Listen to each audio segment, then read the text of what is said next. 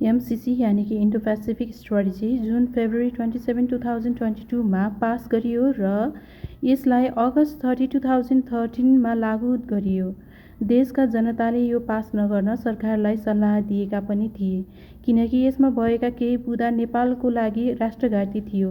तर यसको कुनै वास्ता नगरी एमसीसी पास गरियो र यो पनि जनताको विरुद्धमा गरिएको राष्ट्रघाती निर्णय थियो। आजको समयमा प्रत्येक व्यक्तिले आफ्नो आधारभूत कुराहरू पूर्ति गर्ने मात्र नभएर देशको समेत चिन्ता लिनु परेको स्थिति छ। नेपालमा भ्रष्टाचारले लगाएको ऋण जुन बढेर प्रति व्यक्ति रु 90,000 देखि 93,586 भएको छ। यी नेपाल विकास गर्न योजना भन्दै विदेशबाट सहयोग मागिन्छ र थोरै काम योजनामा लगाइन्छ। कति त कामै हुँदैन, सबै भ्रष्टाचार गरेर सकिन्छ। नेपालमा भ्रष्टाचारले लगाएको ऋण जुन 26 ट्रिलियन हुन्छ, जुन विकास योजनाका लागि भनेर ल्याए काम पनि हुँदैन र कर्जा पनि तिरिँदैन।